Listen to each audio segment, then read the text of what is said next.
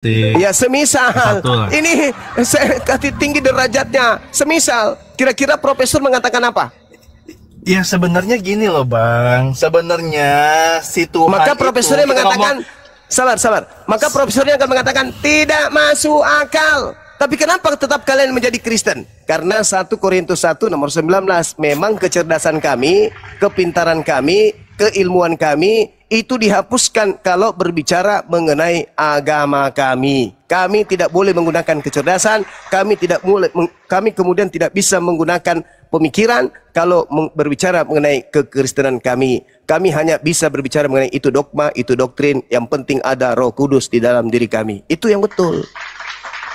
Jadi kalau seorang profesor aja lumpuh, apalagi kalau jemaat-jemaat kayak kalian. Karena itu seruan. 2 Korintus 10 nomor 5, 1 Korintus 11 nomor 19 itu data di dalam kitab suci, saudara.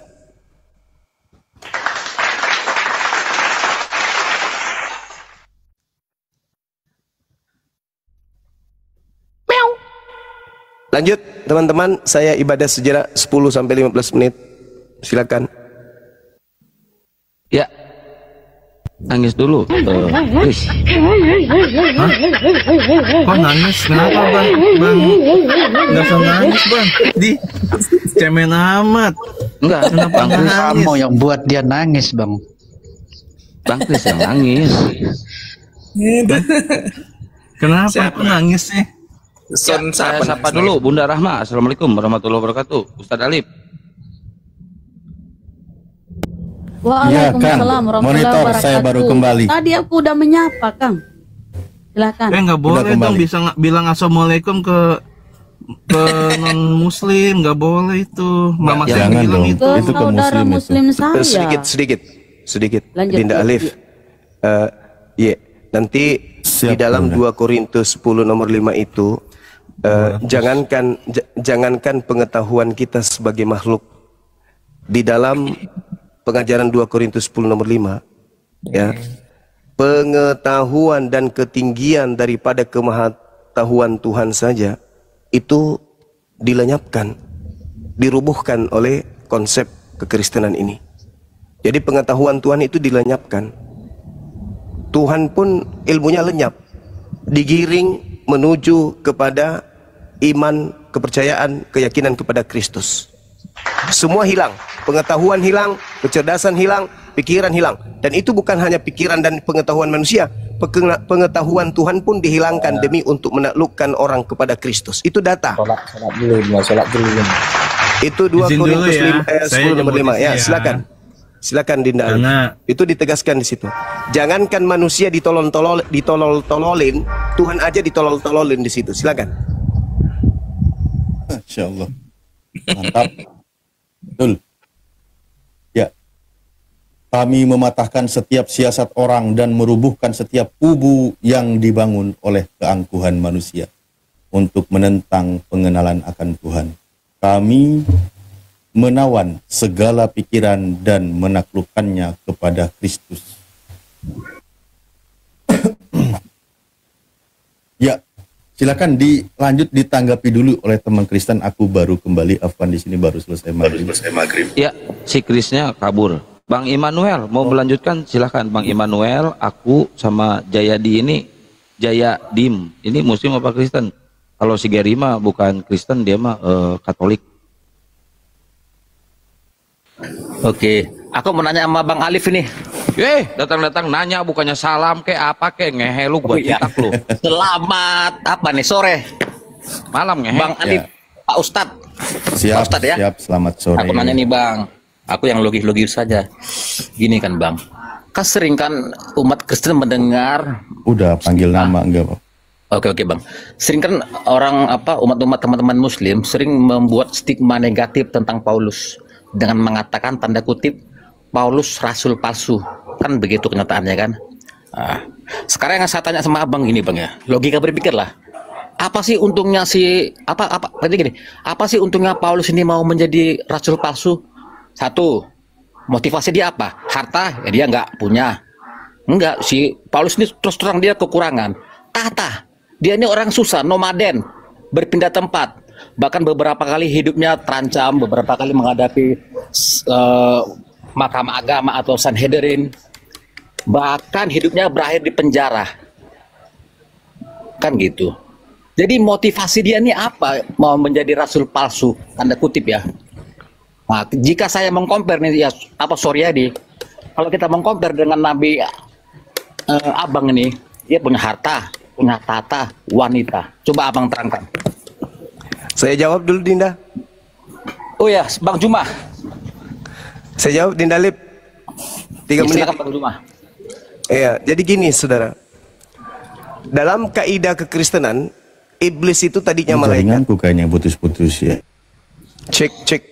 Jadi malaikat itu makhluk yang tidak ada lagi susah. Karena dia tidak terikat kemudian hal-hal yang bersifat biologis. Itu tadinya malaikat. Lalu apa motivasinya kemudian dia menjadi iblis? Dia sudah dikatakan akan masuk neraka, tetap aja kemudian dia mau jadi iblis, jadi pembangkang. Begitulah Paulus.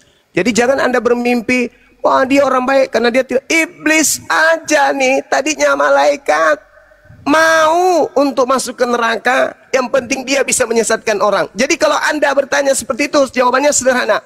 Apa motivasi Paulus? Ya neraka, pingin kali dia masuk neraka. Sama seperti iblis pingin kali masuk neraka. Gitu jawabannya, silakan. Mantap, keren. Oh begitu. Ya udahlah kalau memang itu versi Bang Juma. Aku sebenarnya mau pingin diskusi sama Bang Ardiansa nih. Ada diskusi saya yang terputus Ya. tentang dia pernah menjelaskan plural of majesty, tapi nggak ada Bang Ardiansa ya. Next lah tuh. Udah aku turun dulu Bang ya. Alah. Ada urusan. Lanjut dulu. Kita majuin materinya. Majuin dulu Bang. Majuin Nah, dulu, ini ya. aku sebenarnya ada diskusi yang terputus sama Bang Ardiansa. Ini dia pernah mengatakan tentang plural of majesty gitu. Nah, aku minta penjelasan aja. Maksudnya biar tahu urutan kronologinya bagaimana. Maksudnya hanya saya Bang Ardia saya tahu gimana. Nanti kalau saya ulang lagi dari awal ya ribet juga. Oke, next aja Bang ya. Aku turun dulu Bang. Aku lagi mau pulang dulu. Jangan diulang. Oh, ya sudah, oke lah. Siap. Oke, ya Nadia next ya. Thank you ya. Oke, terima kasih. Baik. Kalau gitu, saya izin membaca salah satu ayat Al-Quran dulu ya. Di dalam Al-Quran, Bismillahirrahmanirrahim, Surah Al-An'am ayat 112.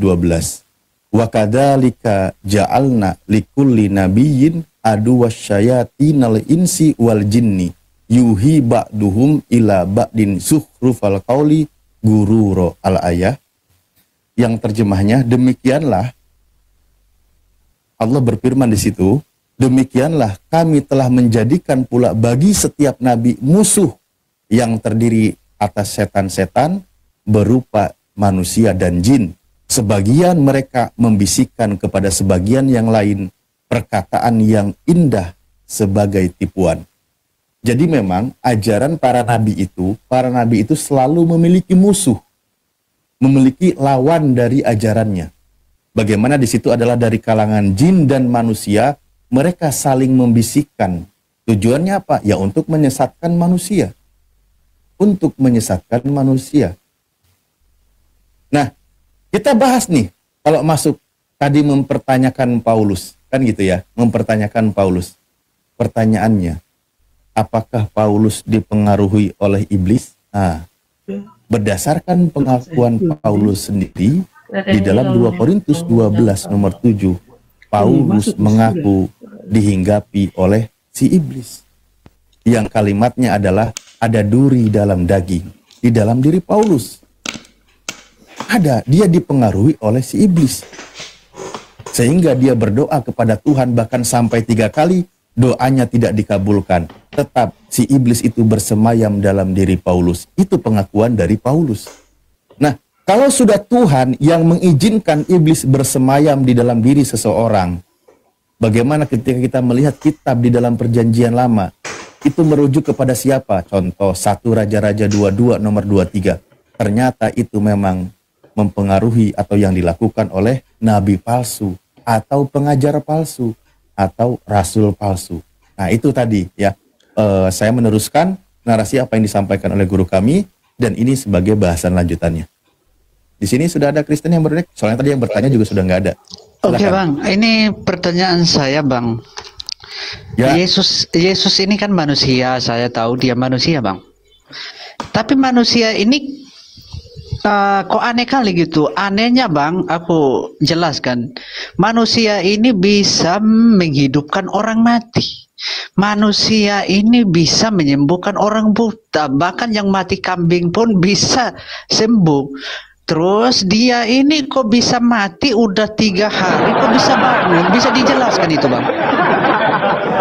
Ya. Sangat bisa dijelaskan.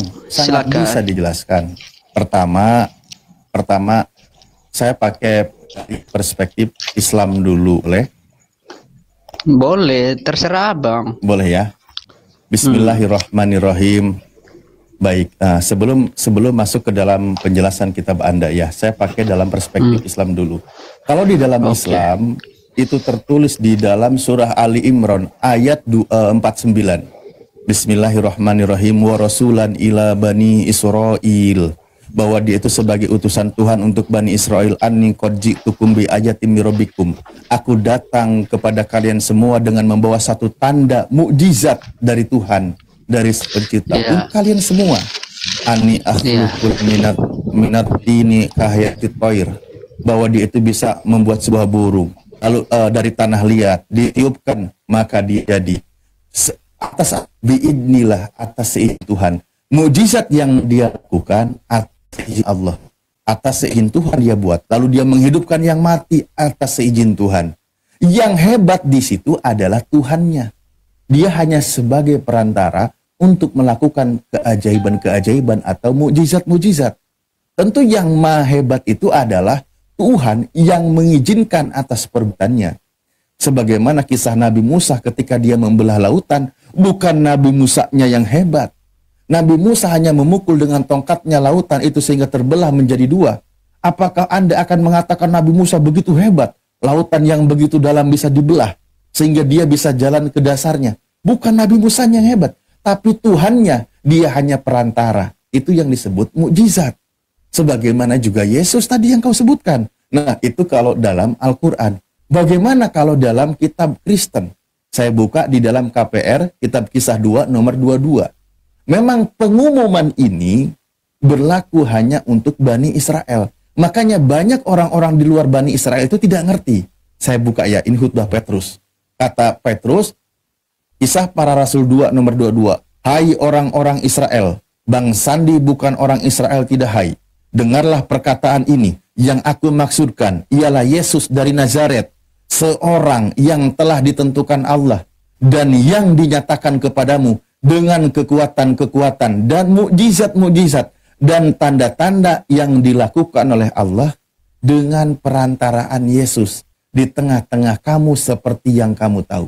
Jadi dia itu melakukan mukjizat, melakukan perkara keajaiban, bukan dianya yang hebat. Yang mengutus dia itu yang hebat. Dia hanya sebagai perantara. Iya, aku yang tahu bukan ditugaskan dia oleh yang Tuhan. aku tahu bukan dia yang hebat karena itu kan atas izin atau kuasa aja yang dia gunakan gitu. Pertanyaan saya, kok bisa dia udah mati? Kalau udah mati walaupun ada kuasa, itu kan kuasa kan mati juga gitu. Kok bisa hidup kembali? Itu pertanyaan saya, Bang. Maksudnya apa? Nah, pertanyaan saya, ini kan Dibangkitkan. Kita buka gitu. lagi ayatnya. Kita buka lagi ayatnya. Di dalam kitab Anda masih di pasal yang sama. Yesus inilah yang dibangkitkan oleh Allah. Yang dibangkitkan Allah. Yang hebat yang membangkitkan atau yang dibangkitkan? Yang membangkitkan. KPR 2, Kisah 2 nomor 32. Tadi kan 22, sekarang 32-nya. Di situ tertulis, Yesus inilah yang dibangkitkan Allah. Yang hebat itu yang membangkitkannya, bukan yang dibangkitkannya. Jadi tolonglah teman-teman Kristen, bahwa kesampingkan dulu coba ketika membaca Bible, atau mungkin ini jarang dibaca di gereja atau jarang diajarkan. Ini kalau sudah mati 3 hari gitu, ini termasuk orang mati apa orang mati yang bangun dari kematian itu? Itu pertanyaan saya, Bang. Loh, yang kita bahas, Bang, tentang siapa yang maha hebat. Siapa yang kalau maha hebat, bukan aku tidak mengatakan Yesus ini hebat, Bang. Tidak. Ya sudah. Makanya apa yang sekarang yang jadi titik berat buat Anda di sini pembahasannya? Itulah tadi yang kukatakan, Bang. Apa? Yesus ini, Yesus kan, kok bisa dia udah mati, kok bisa hidup kembali? Memangnya orang yang mati tidak bisa hidup kembali? Ini pertanyaan saya, ini termasuk mayat yang mati yang hidup kembali, apa manusia yang mati terus hidup seutuhnya manusia lagi gitu? Baik. Begini Bang ya, kalau saya ambil dari sebagai Muslim dulu, di dalam keimanan umat Islam, dia itu belum wafat. Itu dulu yang perlu digarisbawahi. Beliau terangkat ke langit, selamat dari pembunuhan dan penyaliban yang dilakukan oleh tentara Romawi atau imam-imam waktu itu yang mereka lakukan ya. Nah, sekarang ketika Anda membahas tentang, kita baca dalam kitab Anda, banyak orang-orang yang mati hidup kembali itu ada. Itu ada, bukan hanya Yesus. Bahkan Yesus contoh ketika dia menghidupkan Lazarus. Ya kan, menghidupkan Lazarus. Dia berdoa, dia bersyukur kepada Tuhannya karena dia selalu didengar ucapannya sehingga Lazarus itu bangkit kembali. Lah, Lazarus juga bangkit. Lazarus juga bangkit. Kemana Lazarus? Setelah dia bangkit. Padahal dia baru berapa hari dia mati. Dia masih utuh jasadnya. Lazarus juga bangkit kembali.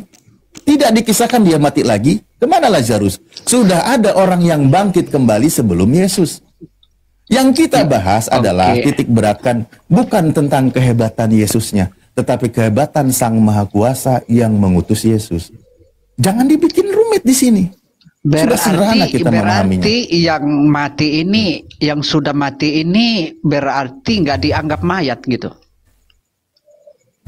Ya mayat itu kan kalau mati, Bang.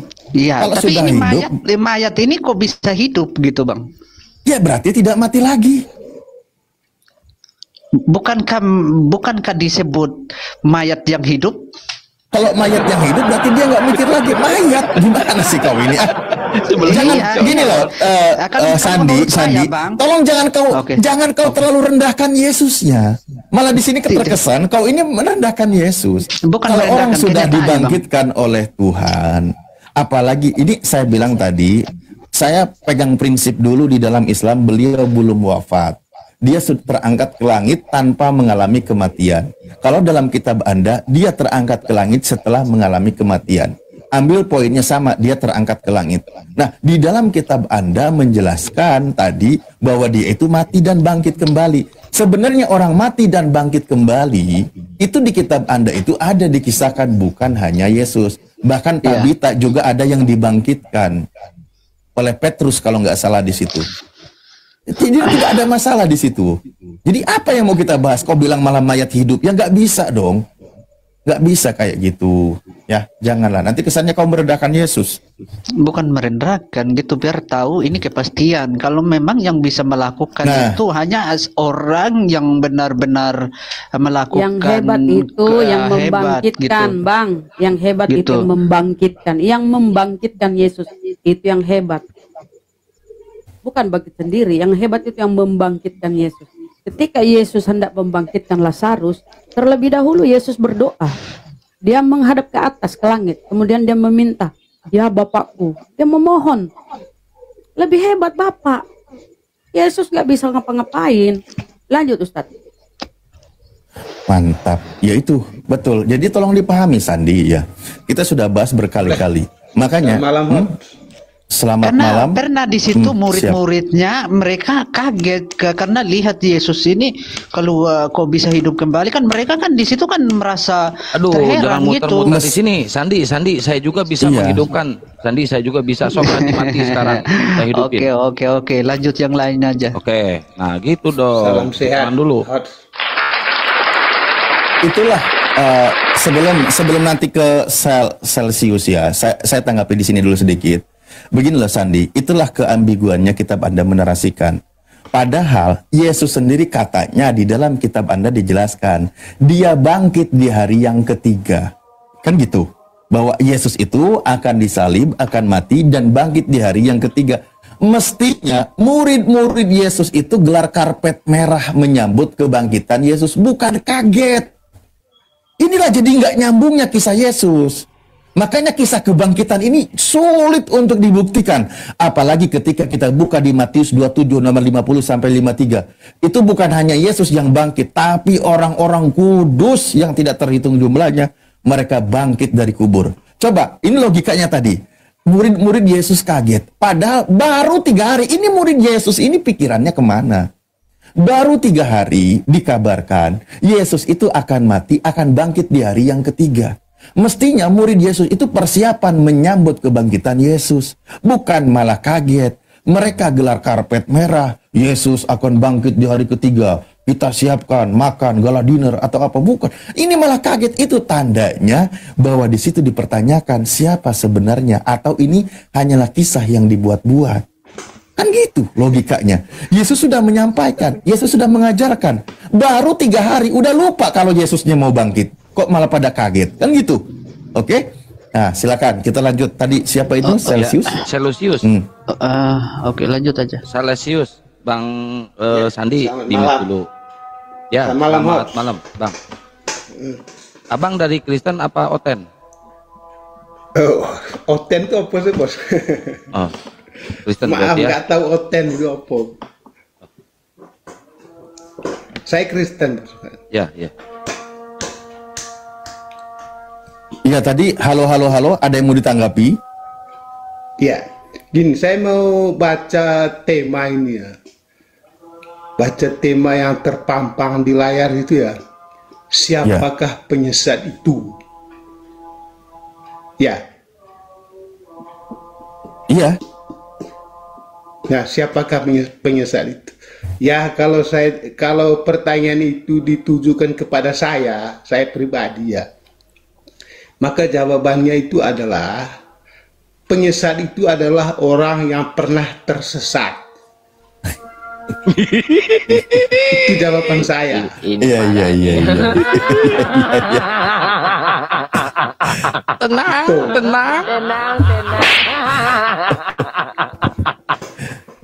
Jadi gini, penyesat Bang, coba orang yang pernah tersesat. Bang Celsius, kita katakanlah di sini ada 45 derajat Celsius ya. Di sini bisa nggak kita katakan bahwa penyesat itu kita katakan sebagai antikris atau pengajarannya itu berlawanan dengan ajaran Yesus yang asli yang diutus untuk Bani Israel? Kira-kira setuju nggak? Kalau itu ya dirubah temanya. Sebentar dulu, ini makanya kita jangan merubah tema, ini kita bahas lebih lanjut. Enggak, ini kan pertanyaan toh. Pertanyaannya Bang, ini tema ini saya bikin hasil dari ilham yang saya dapat waktu saya mau ke Damsik. Jangan dirubah. Coba gini ya. Gini, coba saya baca dulu ya. Begini. 1 Yohanes 2 nomor 18. Perikopnya antikristus. Bunyinya, anak-anakku, waktu ini adalah waktu yang terakhir. Dan seperti yang telah kamu dengar, seorang antikristus akan datang. Sekarang telah bangkit banyak antikristus. Itulah tandanya bahwa waktu ini benar-benar adalah waktu yang terakhir. Pengajaran antikristus berarti sama saja dengan pengajaran sesat.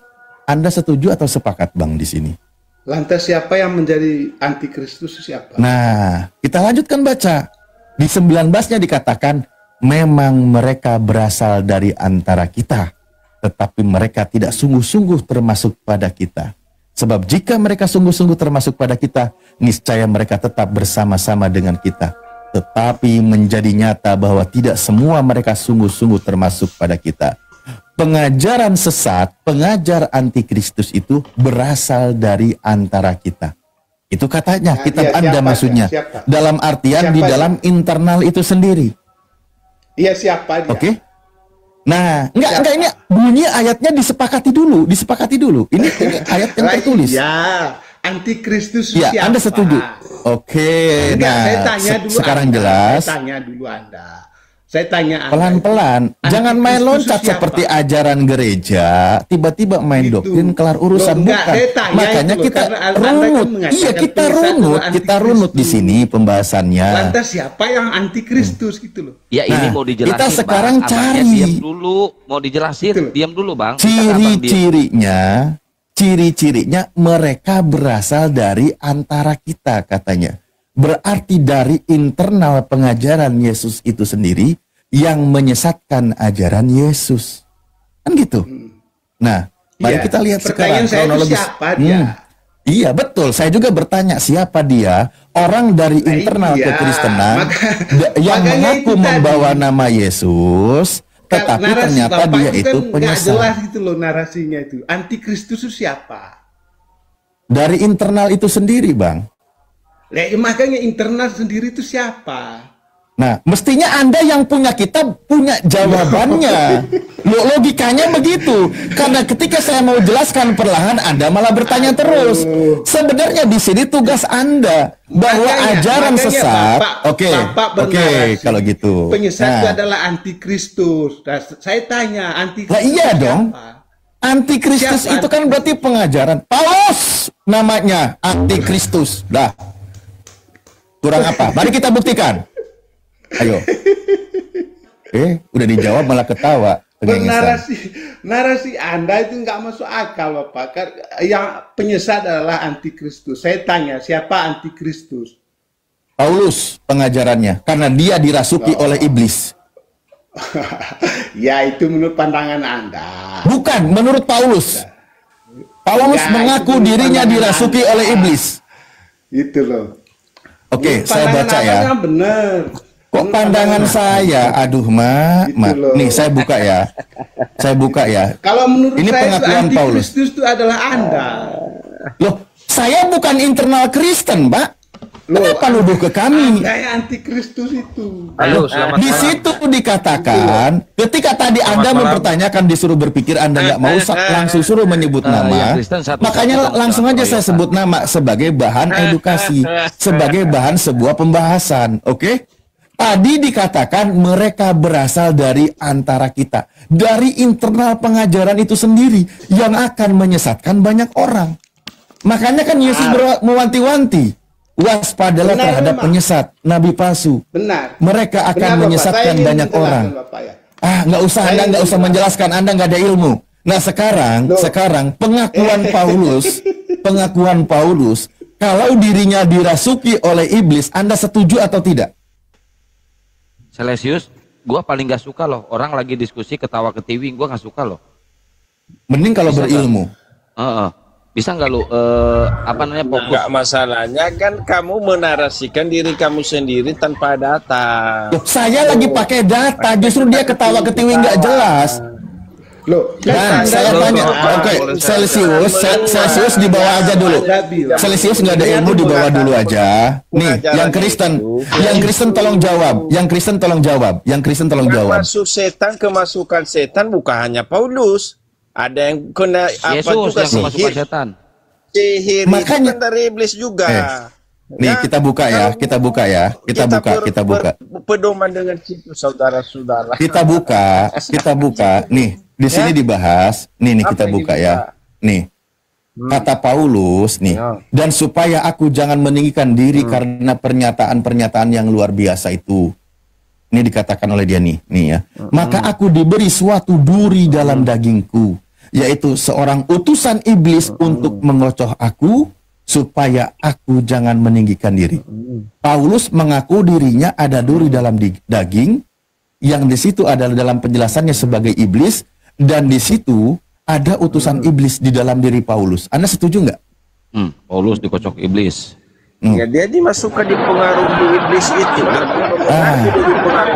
Paulus dikocok iblis. Sebentar, makanya istilahnya dia harus kuat menghadapi itu yang mempengaruhi dia. Makanya artinya ketika dia menulis surat, ketika dia menulis surat-surat, dia tidak lepas dari pengaruh iblis. Ini pengakuannya loh. Bukan pengaruh iblis, dia dipengaruhi iblis. Dia memberikan kebenaran firman Tuhan tentang kebenaran Yesus, tapi dipengaruhi oleh iblis-iblis yang dari luar. Itu maksudnya itu. Ada di dalam daging. Nih, sampai dia berkata tentang hal itu, aku sudah 3 kali berseru kepada Tuhan supaya utusan iblis itu mundur daripadaku. Doa dia agar iblis mundur dikabulkan Tuhan nggak? sampai 3 kali. Tidak dikabulkan oleh Tuhan. Dibiarkan iblis bersemayam di dalam Paulus. Artinya Paulus menulis surat ini tidak lepas dari pengaruh iblis, betul? Nggak ada. Dia menulis surat itu. Nggak ada. Tetapi setan selalu menggoda dia supaya ada duri dalam daging. Dia melanjutkan tulisan-tulisan dia itu selalu dihantui oleh kekuatan iblis. Ada di dirinya itu ada iblis. Itu tetap dia menulis itu, artinya itu dia tetap menulis surat itu. Aduh, susah. Banyak iblis yang mempengaruhi dia, tetap dia menulis itu surat pertanyaannya, itu, Chris, pertanyaannya. Buktinya apa? Pengajarannya sampai sekarang kami ini nggak bisa diam. Chris, pertanyaannya, kenapa Paulus dikocok sama iblis? Pertanyaannya itu, jawab. Kita menarasikan dengan ayat itu. Kenapa saya tidak bisa mau menanggapi? Ya udah jawab dulu tuh. Tadi. Bukan tidak bisa menanggapi. Anda itu muter nggak jelas. Di sini Paulus, di sini Paulus di sini berdasarkan pengakuannya, Paulus dipengaruhi oleh iblis, betul? Baca dengan baik, dipengaruhi. Sampai 3 kali dia berdoa katanya. Baca dengan baik, dipengaruhi yang bagaimana dia di sini? Ada ini. Ya baca. Nah, emang iblis mempengaruhi apa? Nyuruh ibadah. Emang iblis nyuruh ibadah? Nggak mungkin lah. Iblis itu kan tugasnya menyesatkan. Di sini dikatakan nih, yaitu seorang utusan iblis untuk mengocok aku. Dikocok oleh iblis ini Paulus. Baca sampai selesai. Lah orang di sini yang kalau hanya satu ayat iya. Jadi saya tanya deh sama Anda, tugas iblis itu apa? Iblis yang bersemayam itu dalam seseorang tugasnya apa? Sebentar, Bang. Tugas iblis itu apa? Iblis itu apa? Menurut Yesus, iblis itu apa? Aduh. Itu iblis itu penyesat manusia, Bang. Setan itu. Nah, iya. Kalau iya betul kan? Setan yang tidak mengikuti perintah Tuhan, yang selalu menggoda manusia untuk biar jatuh ke dalam dosa. Dia mempengaruhi siapa di sini? Mempengaruhi siapa? Walaupun dikasih kebenaran kepada iblis itu dia tidak mau. Walaupun dikasih kesenangan ini yang benar, ini yang di sini udah jelas, hanya di sini. Maka aku di suatu duri dalam dagingku. Itulah orang-orang ciri-ciri. Gini Bang ya, sedikit Bang saya boleh bicara, tapi tolong jangan dipotong ya. Halo, selamat malam. Ya, malam Bang. Nggak jelas. Ya. Silakan Bang, kalau mau diam silakan. Tadi kalau saya simak kan di sini sudah jelas Bang, ya. Sebentar dulu Bang Alif. Paulus sebentar Bang Alif. Siap. Enggak ada jelas. Tolong diskusi yang itu ya, jangan bunyi nggak jelas sahabat Kris itu ya. Dari sebentar Bang sahabat, saya boleh bicara sedikit. Dibaca sampai selesai kenapa iblis itu bukan masuk ke dalam Paulus itu mempengaruhi Paulus, bukan. Dia iblis itu menggoda pikiran Paulus supaya Paulus tidak setia kepada Yesus, tapi Paulus itu melawan itu. Jaringannya ini. Begini Bang ya, Bang Alif. Jadi kalau kita mau berbicara kisah Paulus, nah tadi saya simak kata Bang Alif tadi bilang siapa penyesat di dalam internal Kristus, betul kan? Ya. Ya. Cek. Oke. Nah, saya betulkan sebelum Paulus mengikuti Yesus, dia itu memang ibaratnya mengajarkan ajaran Yesus secara tidak benar. Dia itu masuk dalam internal Kristus, pura-pura jadi Kristus, mengikuti Kristus. Oke. Kita pelan-pelan Bang. Sebentar dulu Bang Ali, biar saya selesaikan dulu. Nah, dia mengajari orang-orang pada zaman itu secara tidak benar tentang ajaran Kristus. Kalau kita keripik singkong, lu bisa diam dulu nggak, sahabat Kris? Kalau kita bisa diam, lu orang lagi ngomong. Kalau kita ke bawah zaman sekarang, kejang-kejang kalau dikasih ke zaman sekarang sebenarnya ada contohnya. Itu tuh lagi ngobrol sama kita. Seperti yang saya ragukan ini ya. Ini Sandi ini mengaku-ngaku dia sebagai internal Kristen gitu kan. Kalau saya lihat dari omongannya tadi. Tapi saya meragukan itu. Karena dari omong-omongannya dia tidak seperti Kristen pada umumnya. Maka kalau memang Sandi benar-benar orang Kristen, coba on cam saya mau ajukan beberapa pertanyaan kalau memang dia benar-benar Kristen. Ya. Itu yang pertama. Itulah ibaratnya Paulus sebelum dia mengikuti Yesus itu seperti Sandi. Ya, dia Paulus dia penyesat. masuk ke internal Kristus, dia mengajar Kristus secara tidak benar. Tapi ketika Paulus bertobat, Tuhan yang memilih Paulus. Itulah hebatnya Tuhan kami. Itu Walaupun kata si Sandi, sebentar dulu, Kian juga Santang, nggak saya percaya bicara. lu Kristen katanya. Sebentar Coba dulu. lu on cam, biar sama-sama on cam. Iya, Nggak sebentar percaya dulu. Si Sandi lu Kristen. Sebentar dulu. Itulah hebatnya Tuhan kami. Sebentar dulu. Kok jangan seperti anak kecil lah.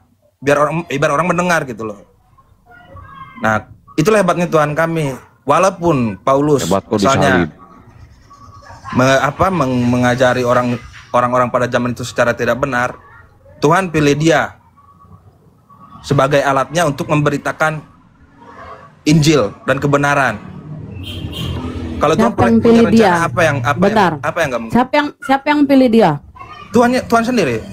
Dari mana itu? Kalau Ingat Anda ya, yang ingin- menulis. ingin- Sebentar, itu Sebentar dulu, klaim sebentar, Paulus. Bunda. Kalau emang Itu Anda ingin benar-benar, enggak, biar kita tanggapi Sebentar dulu. dulu, Jangan sebentar dulu. panjang, Saya bukan bicara gereja dulu. mau khotbah, Bang.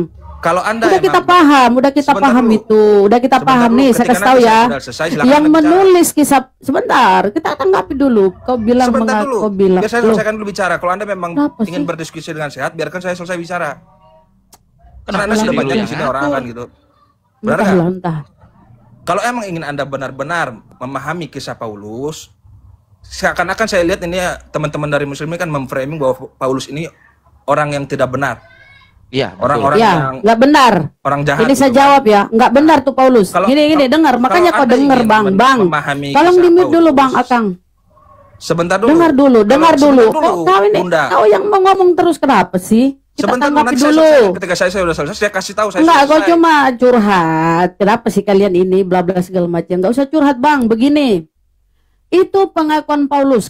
Dia ngaku bertobat kan. Nah, siapa yang tahu persis kalau dia bertobat? Ingat, yang menulis kisah para rasul itu, Bang, si Lukas. Siapa Lukas? Lukas orang Yunani yang mengisahkan kisah pertemuan yang katanya ketemu Yesus di padang gurun di perjalanan ke Antioquia. Yang nulis itu cuma si Lukas di kisah para rasul. 4 penulis ya kanonik ya Injil gospel kanonik yang lain tuh nggak menulis, nggak pernah menyinggung pertemuan Paulus. Cuma Lukas yang mengkisahkan itu di kisah para rasul. Siapa itu Lukas? Lukas orang Yunani, tabib pribadinya si Paulus. Paulus kan sakit, ada penyakit dia. Kalau nggak salah dia apa ya? Dulu aku pernah baca Saint Paul ya epilepsi. Nah, kita nggak bahas penyakit Paulus. Ketika si Lukas mengkisahkan tentang pertemuan Paulus ini kan klaimnya. Bahkan penglihatan ketika disidang oleh Raja Agripa, itu penglihatan saya, Tuan Raja Agripa. Penglihatan, bro. Kok imani ini perkataan Paulus? Coba kita lihat kenapa disebut dia antikristus. Karena ajaran-ajaran yang disampaikan bertolak belakang dengan Yesus. Bahkan Yesus dijadiin tumbal di Galatia 3:13. Siapa yang pernah mengisahkan Yesus itu, siapa sih Paulus itu ketemu sama Yesus siapa? Kecuali Lukas yang orang Yunani. Oke? Itu klaim-klaim dia, Bang. Klaimnya pun dia sebagai rasul, dikit lagi. Klaimnya pun dia sebagai rasul, kalian percaya begitu aja. Ingat ya, di Ibrani 3:1 Yesus pun rasul. Di dalam bahasa original Biblemu apostolos. Paulus pun di Roma 1:1 dia pun apostolos. Masa sama kedudukannya Paulus dengan Yesus? Boleh saya Ini bicara? kenapa? Boleh saya Kemudian kata Yesus lah, iblislah yang menjadi bapakmu. Hanya satu bapak, yaitu dia yang di surga. Tidak ada bapak di bumi. Hanya dia yang di surga bapak. Tiba-tiba Paulus mengaku dia bapak di dalam Yesus Kristus. Boleh saya Dijawab oleh Yesus, iblislah yang menjadi bapakmu. Dia bapak, apabila dia berkata dia berdusta, dia bapak segala dusta. Apa yang dikatakan segala sesuatunya itu adalah dusta. Apa kata Paulus? Kalau dengan dustaku, itu saudara-saudara Paulus loh. Jadi apa yang disampaikan oleh Yesus tentang antikristus ini ya dipenuhi oleh si Paulus. Saya minta pertanyaan saya, siapa yang mengkonfirmasi kerasulan Paulus? Coba. Adakah dari Tuhan atau dari Yesus? Silakan. Boleh saya bicara? Itu jawab dulu, jawab. Nggak usah kok, kita sudah hafal mati Bibelmu, kita sudah hafal Bibelmu. Kita sudah tahu Bibelmu. Sekarang saya tanya, siapa yang mengkonfirmasi kerasulan Paulus? Kasih jawaban saya. Adakah Tuhan atau Yesus? Coba. Begini, Pak. Begini ya, Bunda. Saya tidak mau begini, saya tidak mau begini. Saya minta jawabannya karena kau mengimani Paulus itu sebagai rasul. Siapa yang mengkonfirmasi kerasulan Paulus? Ayo. Gimana saya mau bicara? Anda bicara terus. Ya jawab itu. Jangan yang kita tanyakan yang kau jawab dong biar nyambung. Coba, siapa yang mengkonfirmasi? Siapa yang mengkonfirmasi kerasulan Paulus? Itu jangan-jangan dia rasul palsu loh. Siapa yang mengkonfirmasi? Ayo.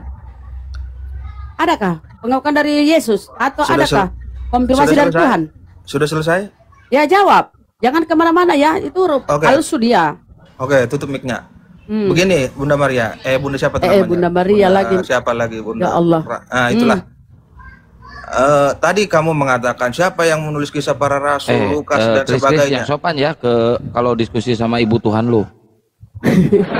Bukan pertanyaan saya, Bang. Mengganggu konsentrasi biar kita sehat. Pertanyaan saya bukan itu. Jawab saja pertanyaan saya satu aja pertanyaan. Enggak. Saya sudah tahu isi Bibelmu. Saya minta kau jawab aja pertanyaan saya baru itu guru ndak Bang Zuma udah standby itu ya. Saya minta kau jawab siapa yang mengkonfirmasi kerasulan si Paulus. Jangan-jangan di palsu dia siapa? Nyerocos terus. Oke lanjut silakan. Yang mengangkat Paulus sebagai rasul itu adalah Tuhan sendiri. Dari mana? Tuhan ada aja kok pembohongnya. Mana konfirmasi dari Yesus? Kamu bisa berdiskusi dengan saya? Datanya. Saya lihat malah. Enggak ada sebentar. Kau mau menipu ya? Oh, suka nipu-nipu kau lah. Coba mana? Di mana dia diangkat oleh Yesus? Bunda ini tidak bisa diajak diskusi. Coba yang lain saja lah. Kasih data. Ayo, kasih data. Biar komen cerita kalian. Mana? Jelas ceritanya di mana? 9. Coba silakan Anda buka. Bisa. Oh, itu kan klaim Paulus. Klaim Paulus itu yang menulis itu si Lukas. Lukas itu yang menulis kisah para rasul. Siapa Lukas? Orang Yunani. Sahabat dekatnya si Paulus. Kerjasama dia membodohi kalian. Sekarang mana dari Tuhan, dari sekarang kan masalah Anda percaya atau tidak. Saya tidak memaksa Anda untuk percaya. Ya berarti kalau begitu kau cuma iman buta, cuma dogma doktrin, nggak tahu kau cari kebenaran. Saya minta konfirmasi dari Yesus.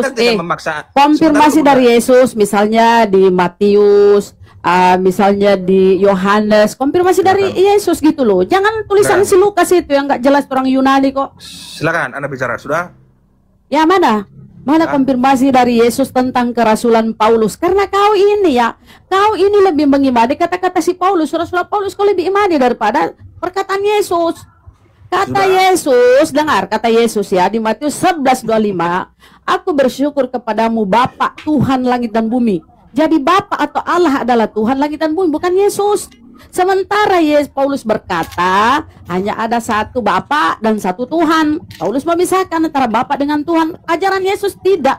Di Markus Yesus berkata, hukum terutama ialah dengarlah orang Israel, Tuhan Allah kita, Tuhan itu Esa. Datang si Paulus penyesat ini yang kau akui kerasulannya. Makanya saya minta legalitas kerasulan Paulus. Silakan dari mana? Sudah. Dari Yesus. Sudah. Coba. Boleh saya bicara? Tolong jangan dipotong ya. Saya mohon tolong jangan dipotong. Saya potong kalau kau bohong, nggak ada datanya, coba. Ya kalau gitu kita nggak bisa diskusi lah. Tolong ya, yang kita minta kasih data lah. Gitu. Coba datanya mana itu? Konfirmasi dari Yesus tentang kerasulan Paulus. Coba. Tolong jangan dipotong. Kau dibodohi Paulus, kau ditipu Paulus. Iya, tolong jangan dipotong. Saya mau bicara, Anda jangan motong gitu loh. Enggak, kau harus jawab ya, pakai dalil ya. Konfirmasi dari Tuhan tentang kerasulan Paulus. Saya akan jawab pakai dalil, pakai data. Oke. Anda berhenti dulu berbicara, jangan berbicara ketika saya berbicara. Coba datanya di mana? Oke, gini ya. Pertama, saya tidak memaksa Anda percaya atau tidak tentang kisah Paulus. Itu yang pertama. Yang kedua, Anda tadi menanyakan kepada saya, menuntut kepada saya jawab pakai data. Saya memberikan data kisah para rasul 9. Terus Anda berbicara tentang kisah para rasul ini bukan itu apa? Itu iya, itu bukan perkataan Yesus. Lari dia, kemana tuh? Kena pelanggaran, bukan lari. Gimana? Kena pelanggaran. Tad lanjut lagi Tad. Oke, saya teruskan ini sedikit Bang ya. Jadi tadi kan si apa itu namanya Bunda itu kan menuntut data. Saya yang pertama yang saya tegaskan, saya tidak memaksa teman-teman dari Muslim ini percaya atau tidak. Tapi ketika menuntut data, saya kasihkan data Kisah Para Rasul 9. Kalau masalah siapa yang nulis, nanti kita itu debatnya lompat lagi. Jadi panjang. Kisah 9 nomor berapa? Nomor 5 pertemuan Paulus dengan Yesus. Sebentar dulu, biar saya tegaskan dulu. Kalau kita nanti berbicara siapa yang nulis ini, siapa yang nulis ini, saya akui saya bukan yang alumni sekolah teologi. Saya belum mengerti saat sampai ke situ. Oh ya salah dong kalau sebentar kayak gitu. Dulu, Saya Santa. aja Sebentar dosen dulu, setuju. Sebentar dulu Kian Santa. Tapi yang saya imani kan Bible. Itu yang saya imani. Anda menuntut data, saya kasih data Kisah Para Rasul 9, silakan Anda baca. Di situ lengkap kita tentang Paulus. Sudah itu saja. Ya, pertemuan intinya. Paulus ya. Pertemuan Paulus dengan Yesus kan. Itulah data Kisah yang Anda Paulus. Maksudkan di situ. Aku malah kebuka lagi kamera. KPR 9 nomor 5 kan, kisah pertemuan Paulus dengan Yesus kan gitu. Pengakuannya di situ kan. Nah, oke, baik. Itu kan sebuah penggenapan. Kalau kita lihat memang pembuktian ayat itu harus ada. Karena itu adalah sebuah penggenapan dari ucapan yang disampaikan oleh Yesus sebelum dia terangkat ke langit. Contoh di Matius 24 22, 23, 24 ketika dia berkata, jika orang berkata kepadamu, lihat Mesias ada di sini, Mesias ada di sana, jangan kamu percaya. Kalau ada yang mengaku bertemu dengan Mesias atau dengan Yesus, sebelum Yesus terangkat ke langit, dia berpesan, jangan percaya, betul? Kan begitu? Bener nggak? Itu nanti kita Bang, gini Bang. Itu nanti kita balik sebentar dulu. Itu biar saya selesaikan dulu. Sangat erat Bang. Abang sudah bicara tadi. Biar saya bicara. Nggak, ini pertanyaan saya tapi dijawab.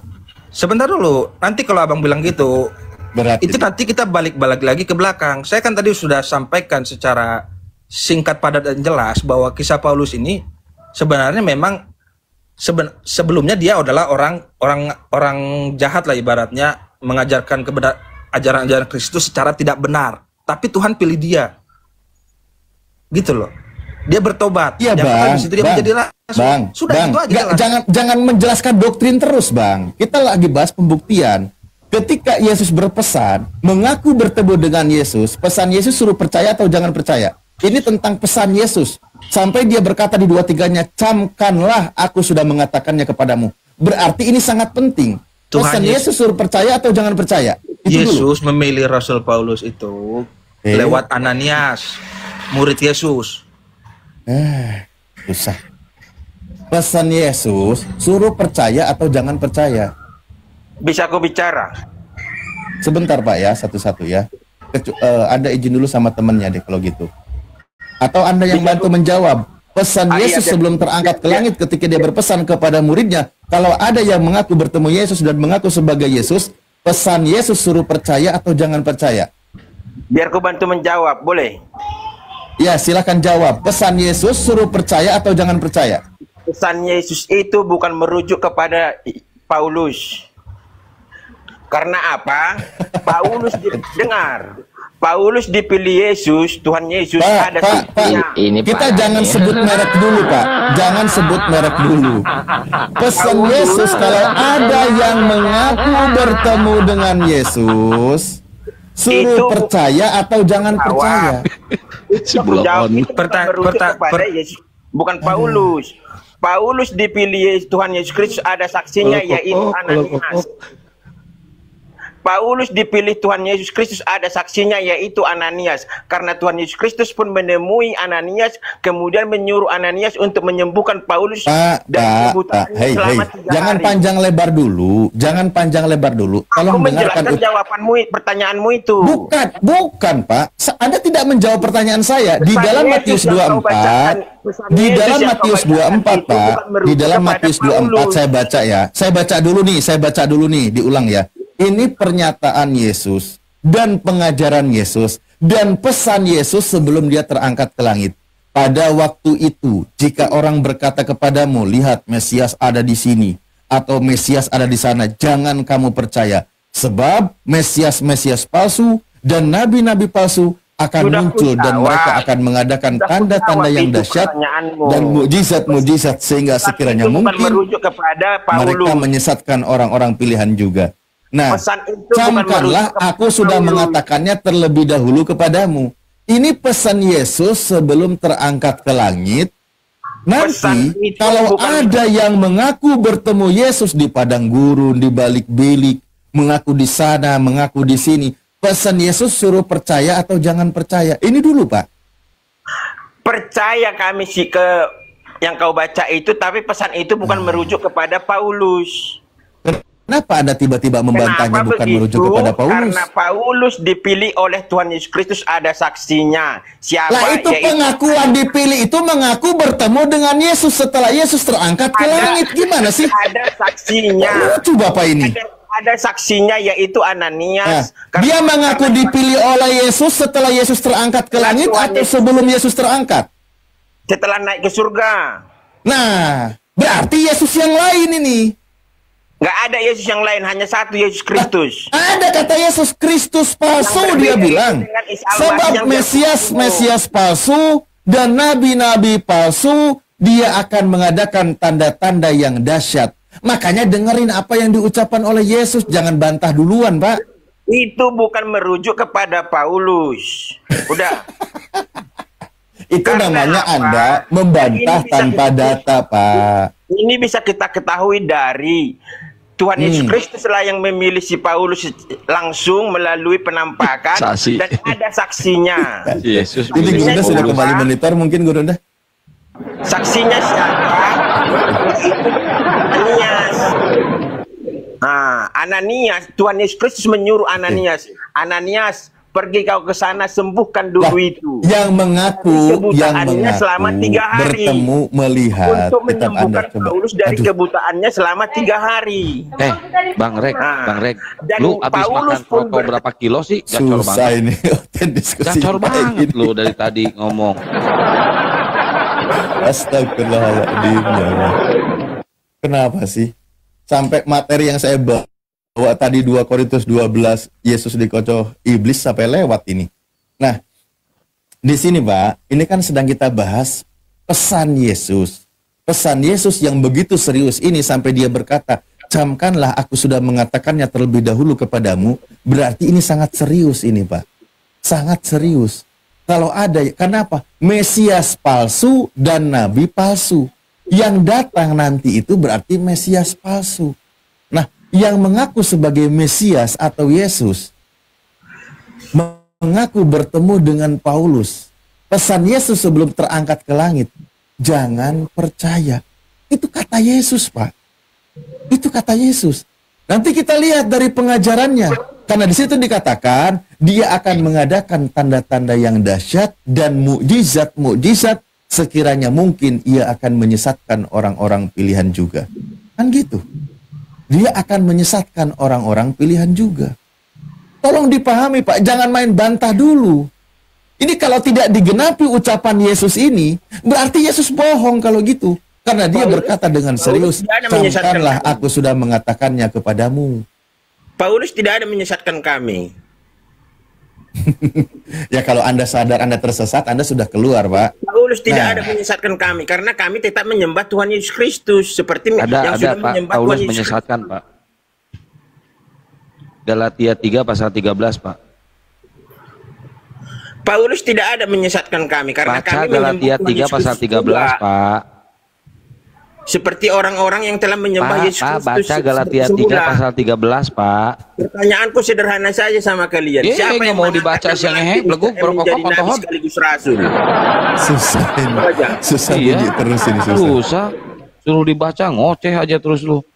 Kan udah menjawab. Lanjut lagi ya, di sini sekarang sudah masuk kisah saya. Siapa yang melantik dan mengangkat Mr. M menjadi nabi sekaligus rasul? Assalamualaikum warahmatullahi wabarakatuh. Sang pencipta. Waalaikumsalam warahmatullahi wabarakatuh.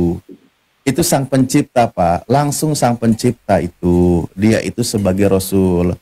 Muhammadur Rasulullah di dalam Al-Quran. Surah Al-Fat ayat 28, 29. Di mana dilantik dan siapa saksinya? Wa kafa billahi syahida, cukuplah Allah yang menjadi saksinya, Pak. Lalu kenapa kalian sekarang menjadi saksinya dengan mengucapkan 2 kalimat syahadat? Para pokok ya aing. Gak ada yang nyambungnya diskusi sama Lalu kenapa kalian sekarang mulai dengan mengucapkan 2 kalimat syahadat? Ya kami bersaksi itu Pak. Udah kembali kepada Paulus tadi. Apakah Pak. kalian melihat pelantikan itu, pengangkatan itu? Tidak, kami berikrar itu Pak. Kami berikrar. Berarti kalian saksi buta. Ini orang saksi mata bohong. dicambuk Siapa? Oke ya. Bang Rek. Siapa Salam saksinya dari Tuhan Yesus? pencipta langit dan Yesus bumi dilantik jadi Muslim Tuhan. ya. Ayo jawab. Siapa saksinya Yesus dilantik jadi Tuhan? Jawab. Siapa saksinya? Woi. Nggak ada yang melantik. Dilantik dia jadi Tuhan dia. Nggak ada yang melantik gimana? Di mana itu tertulis? Waktu konsili Nisea. Di mana itu tertulis di Alkitab Tuhan Yesus kau bilang dilantik menjadi Tuhan? Dia dilantik jadi Tuhan waktu di konsili Nikea. Di konsili Nikea.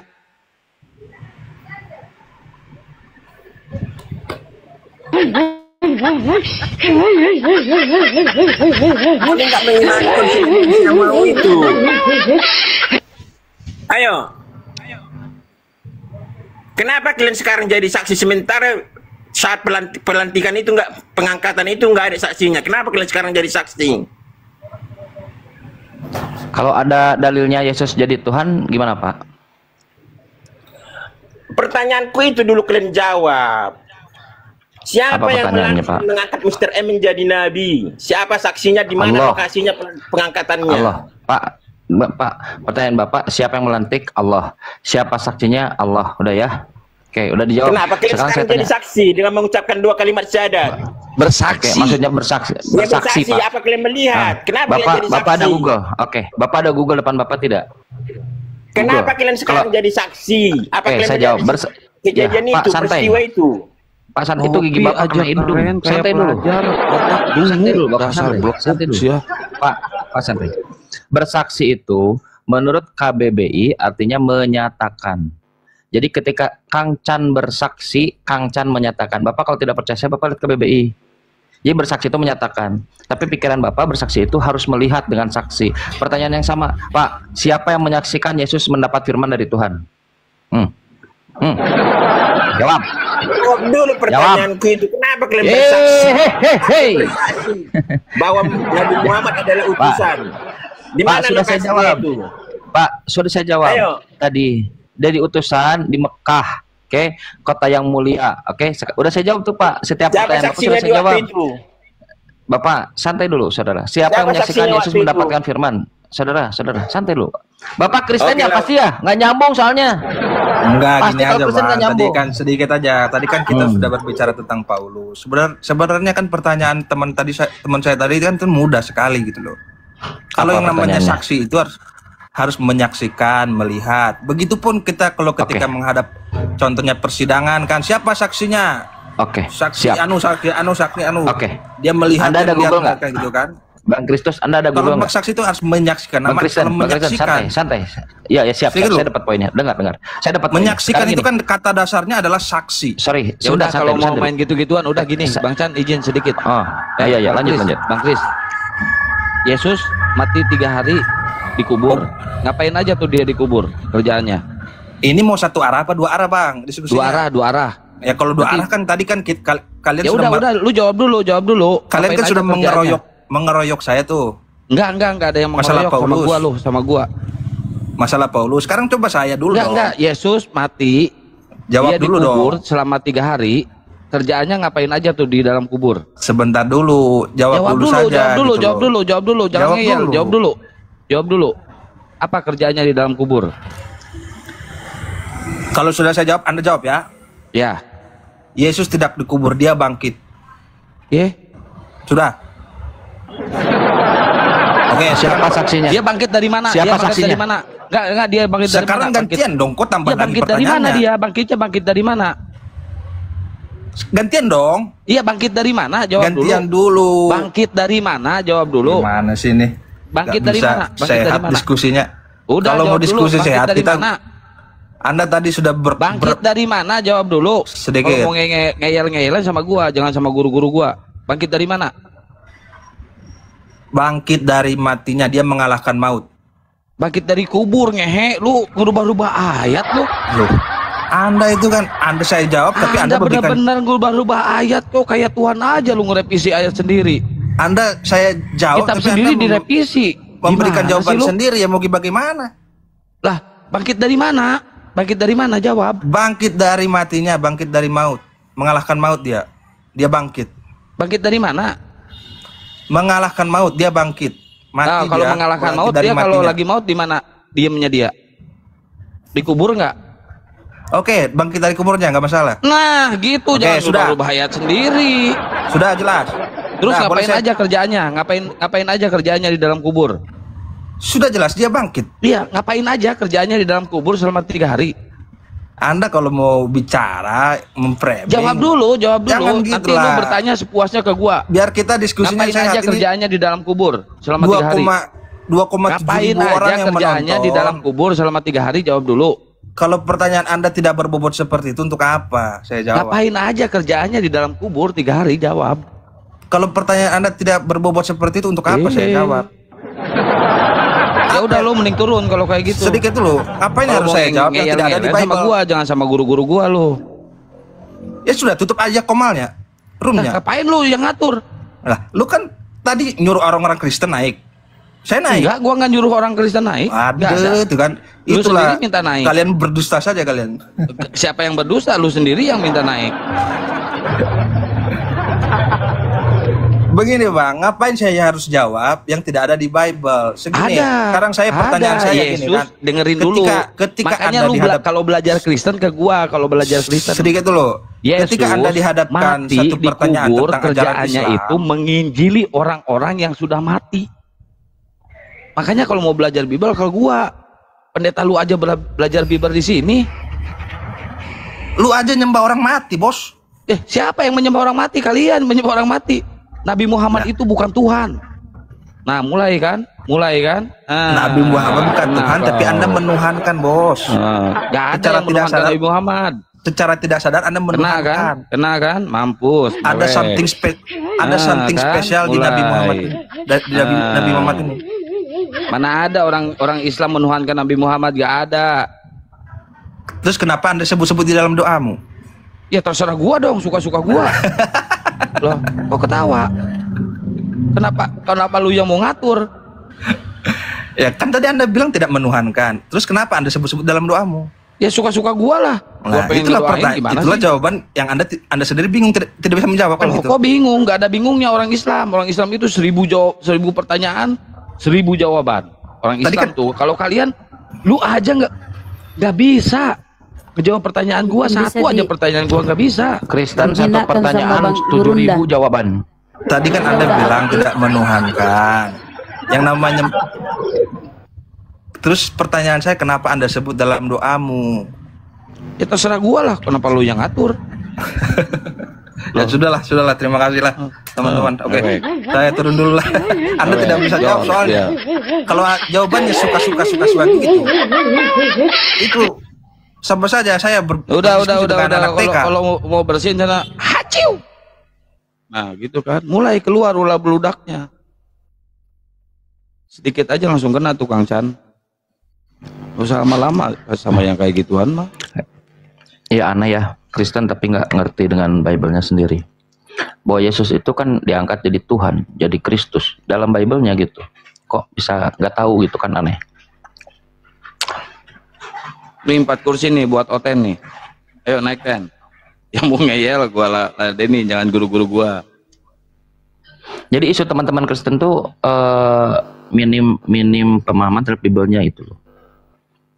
Betul nggak Bang Kian? Kan kita bisa dikoreksi sebetulnya. Tanya aja teman-teman Kristen kalau ini. Kan di kepala teman-teman Kristen bahwa Yesus itu Tuhan, kan begitu.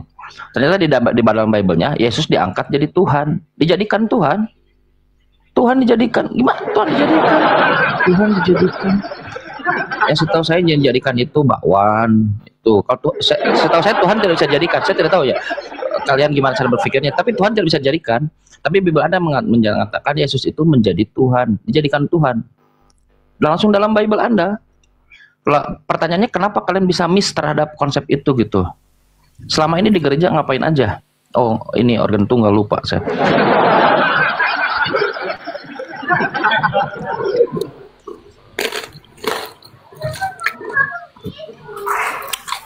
Bang Co Muslim atau Kristen? Assalamualaikum Kang Tian.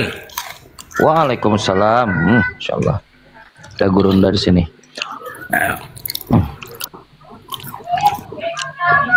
Loh, Bang jangan sambil makan, Bang. Iya lagi makan.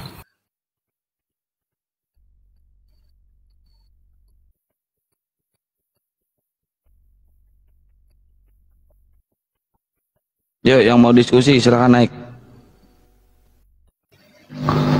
Ustaz Alif, Gurunda monitor kalau sudah monitor. Nah, saya. Oh, ini ada kebun nih. Bang, gimana Bang? Gimana saya kasihan Kang Chan.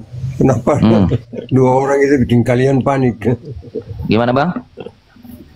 Teman saya yang dua yang kalian bisa turun itu ya, bikin kalian panik. Dari tadi saya ketawa sendiri. Apa salahnya saya menjadi seperti Yesus? Bukankah Yesus Tuhanmu ketakutan? Apa salahnya kalau saya panik? Tuhanmu aja ketakutan, saudara. Tuhanmu itu berkeling. Tuhanmu ketakutan, saudara. Ditanya balik langsung pucat, terguncang. Memang. Saudara, iya, oke. Tuhanmu tuh ketakutan. Kang Chan panik. Hanya kalian yang sombong sampai berani-beraninya membunuh Tuhan. Kalian punya pertanyaan. Jangan, Bang. Nanti saya bersihin lohani loh, Bang. Ayo Bang, hadirkan diskusi. Bang, hadirkan diskusi yang baik. Kenapa Kristen tidak bisa diskusi yang baik? Kenapa? Silakan. Kamu tanya aja. Oke, siapa saksinya Yesus disalib? Siapa saksinya Yesus bangkit? Nah, tadi tuh ada 2.532. Iya. 2.530 orang. Sebutkan satu saja nama yang menyaksikan Yesus disalib. 2.530 orang. Satu saja, jangan 2.000, satu orang aja. Siapa namanya? Satu. Maria. Namanya siapa? Maria, kenapa? Mana pernyataan Maria dia menyaksikan Yesus disalib? Mana? Saudara, klaimnya sudah barusan. Klaimnya sudah, sekarang buktikan. Saudara, di mana? Buktikan mana?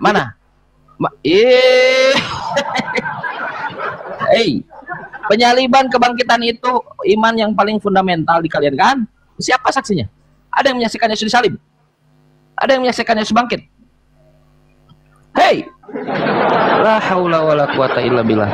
Kenapa kalian tidak bisa diskusi normal? Normal diskusi aja kayak duduk di halaman rumah. Kenapa harus jadi gila gitu? Kenapa? Astagfirullah. La haula.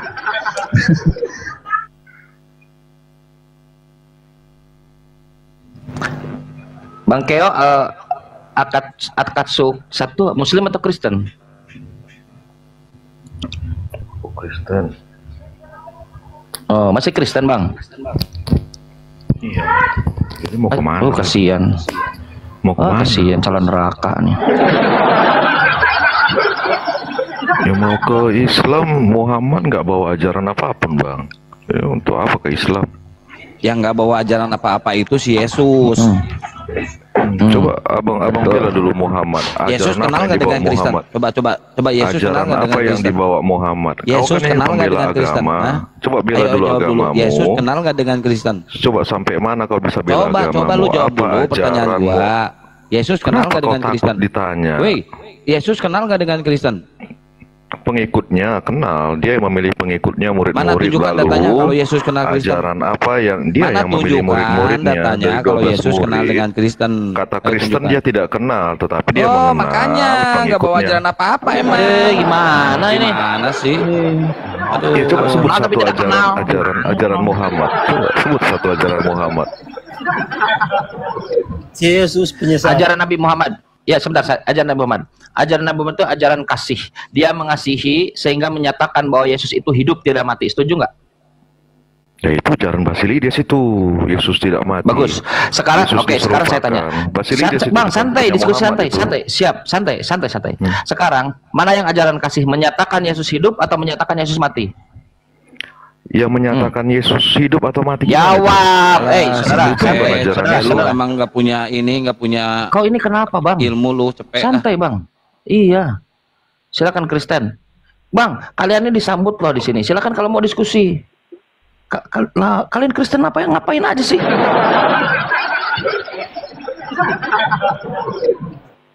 Bang Yustan Muslim atau Kristen? Bang Akatsuk Muslim atau Kristen? Kristen. Oh, masih Kristen, Bang. Oh iya, siap. Ya, kalau bukan Kristen kan tidak selamat itu.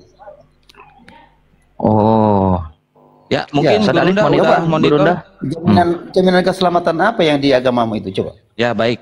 Biar dijawab dulu ya, biar diskusinya sehat dan tenang ya. Gurunda udah monitor, Gurunda? Ustadz Alif, monitor? Ustadz Alif sholat kayaknya. Oh iya, sholat kayaknya. Gurunda belum monitor. Silakan Bang Chan dulu. Gimana Pak Isan? Silakan bertanya, silakan. Apa pertanyaannya? Bang Yustan. Apa yang bisa dicontoh dari nabimu itu?